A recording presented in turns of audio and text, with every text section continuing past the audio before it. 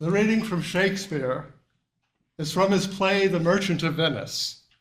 In the play, a woman named Portia delivers those lines. She is dressed as a man, passing as such, and acting as a lawyer, even though she has not been trained in law. She is pleading for mercy for her client, Antonio, from Shylock, who is demanding bitter justice.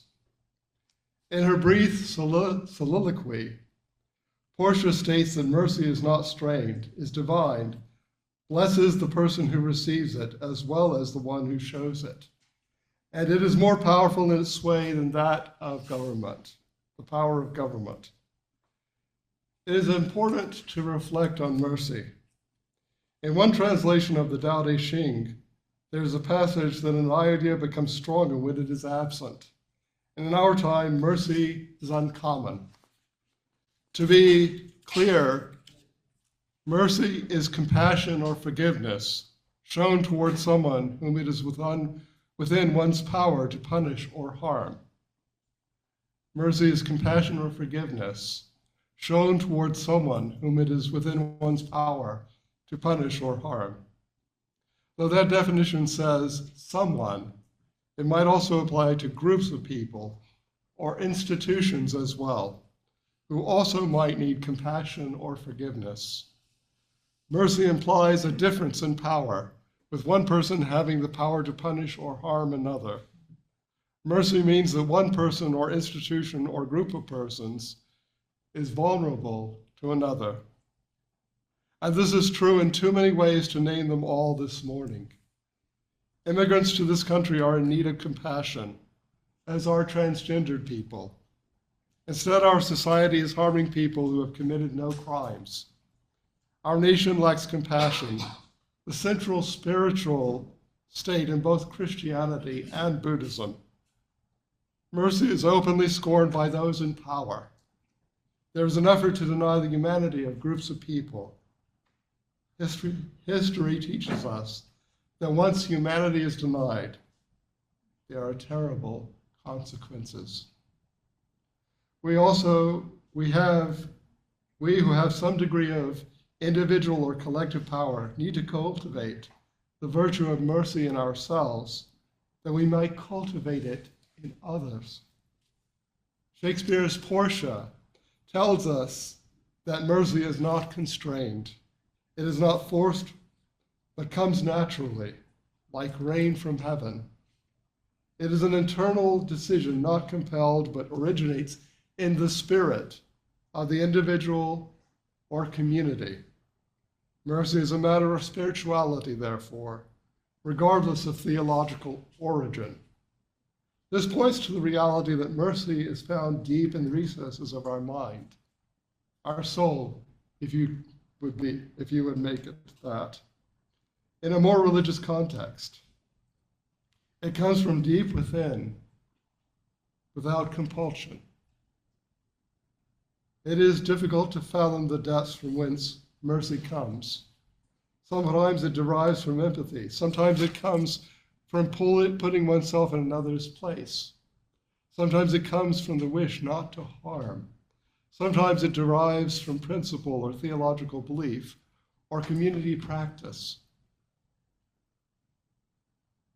Most of us remember with horror the murder of Amish schoolgirls in Lancaster County, Pennsylvania, years ago.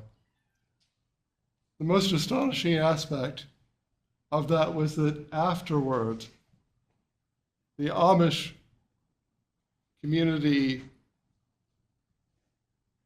practiced forgiveness and supported the gunman's family. It is difficult for us to imagine any community forgiving such a terrible act. The Amish, though, are pacifists and seem to be able to control their anger. They are taught from birth about mercy and were able to practice it when the tragedy occurred. Most of us would probably not have responded with mercy or forgiveness under those circumstances. For the Amish community, though, that was the foundation of their faith. In The Merchant of Venice, Portia elevates mercy to the level of a divine attribute, suggesting that it is an attribute of God himself. And remember, that's gendered pronouns were used in Elizabethan English to describe the deity.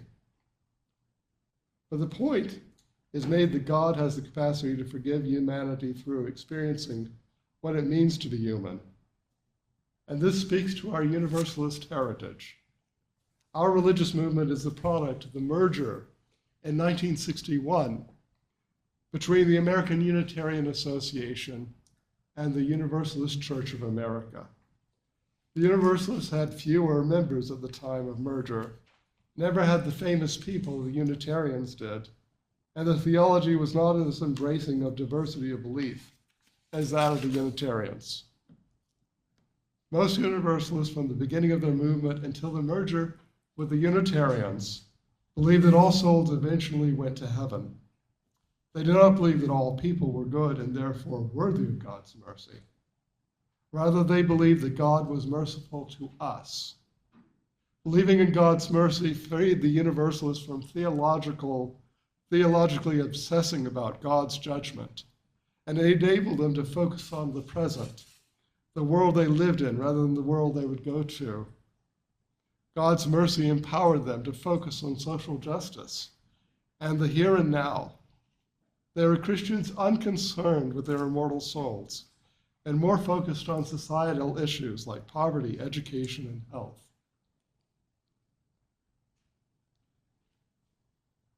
Portia also argues that mercy is a reciprocal blessing, affecting the one who receives it and the one who shows it. That the person who's shown mercy feels blessed is obvious. That person or group has been delivered from the threat of harm. It comes as a relief. The person who shows mercy is blessed by not holding on to retribution, not holding on to anger, not harming another.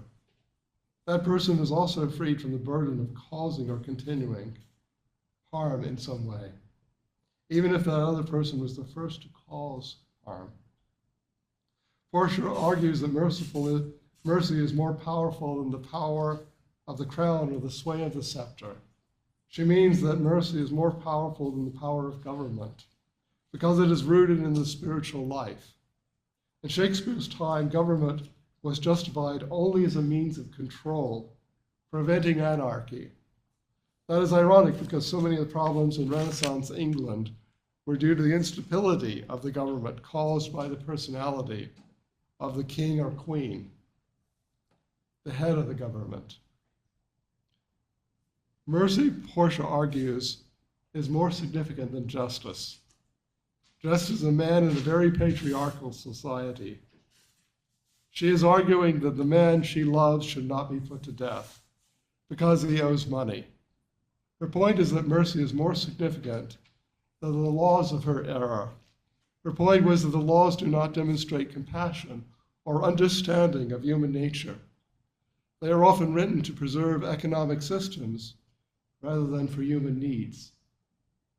500 years later, and we're still trying to figure that one out. This is relevant for our times. On September 27th, last autumn, I created a file folder on my laptop that had the title Mercy Sermon. I do that sometimes. I create a sermon folder and drop things I find on the internet or newspaper articles or a passage from a book into it. Scribble ideas on a Word document and later bring together the separate pieces into a more coherent sermon, or at least I hope it'll be more coherent. At that point, that simple act seemed so minor. Everyone's mind was on the election. It seemed that considering the virtue of showing mercy was something so distant. Even before that event, it was clear that mercy was not on everyone's mind, nor did some consider mercy important. And by that I include people on both sides of the political spectrum. I could hear a lack of mercy sometimes in those who are working for social justice, as well as those who wish to return to the 1950s. At the National Cathedral in Washington, D.C. on January 21st, the Episcopal Bishop of Washington, D.C. asked for mercy toward immigrants and LGBTQ people at the National Prayer Service for the incoming administration. The outcry from this act was predictable, demonstrating that mercy was considered a terrible thing by some people. The irony here is that mercy is at the heart of the gospel. Time after time, Jesus shows forgiveness, even as he is being tortured in death. He continually states and demonstrates the power of mercy as more significant than the power of the state.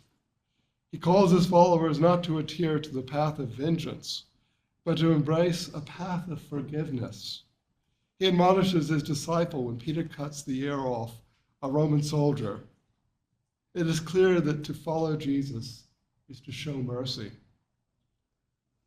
We live in times when a great number of people who say that they are Christians do not believe in the words and deeds attributed to Jesus of Nazareth. Even more theologically conservative clergy report that when they read the Beatitudes, as we just did responsively, the words from the Christian scriptures, words that are attributed to Jesus himself, that church members complain to them about reading weak liberal talking points. It does not help for the clergy person to remind the churchgoer that these are the words in scriptures ascribed to Jesus. Most Unitarian Universalists do not identify as Christian, though some of us do. When I decided last September to consider the topic of mercy, I did so because I felt that more mercy was needed in our movement. In the pursuit of social justice aims, our larger religious community was succumbing to the dominant cultural polarities in the United States, where real conversation is just not happening. For some time now, we lived in silos, cut off from other points of view, and cannot communicate meaningfully. So many people take in media only from one point of view and are being taught to disown or negate those who are different from themselves.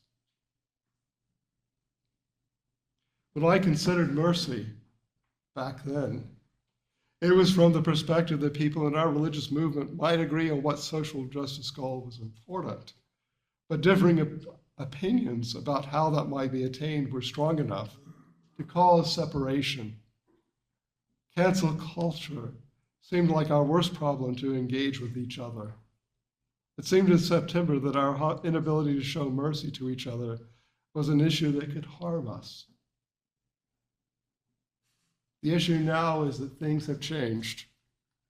The quality of mercy is no longer prevalent in our national dialogue. Yet mercy is important, even in our dissent. As Unitarian Universalists, whatever we say and do should reflect our principles. Today we can acknowledge the quality of mercy and the practice of our faith. Mercy is a decision not compelled, but originates in the spirit of the individual or the community. Mercy is a divine quality that reminds us of our sacred Universalist tradition in imitation of a forgiving deity. We all need mercy now and then, and we need to show mercy to others because we are doubly blessed by showing and receiving. Mercy is more powerful than justice, as it exacts no punishment and gives expression to love. In his book on tyranny, 20 Lessons from the 20th Century, which we looked over last Monday, some of us in the reading discussion group, Timothy Snyder warns us about tyranny, that tyranny may happen when we are locked into the idea of inevitability. By this, he means that we think democracy is inevitable and become complacent, unaware that democracy is always something to struggle for in every generation. This is a lesson that the ancient peoples who struggled to define a a better society experienced in Israel. They knew a morality that encouraged them to care for the poor and the sick, the children and the widows. They knew that their society and their faith called them to support one another, and they knew that they had failed.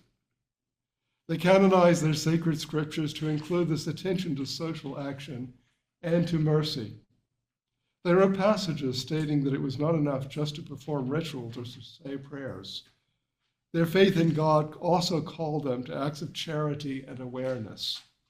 They could not be passive in the face of all that did honor the connections between all people. The prophet wrote about this. He wanted the ancient people, the prophet Micah, wanted the ancient people to be dedicated to their community as well as to their God. He wanted them to admit that by caring for one another, that they followed the path set forth for them, admonishing them for only being in relationship with God through personal piety and rituals. Micah wrote, "With what shall I come before the Lord and bow myself before God on high? Shall I come before him with burnt offerings, with calves a year old? Will the Lord be pleased with thousands of rams and 10,000s of rivers of oil?" These were things used in the ritual sacrifices. "Shall I give my firstborn for my transgression, the fruit of my body for the sin of my soul? He has told you, O mortal, what is good. And what does the Lord require of you? But to do justice and to love mercy and to walk humbly with your God." May we, in our time, also do justice and love mercy and walk humbly with the Spirit of life. So be it. Blessed be. Amen. Our closing hymn, well, not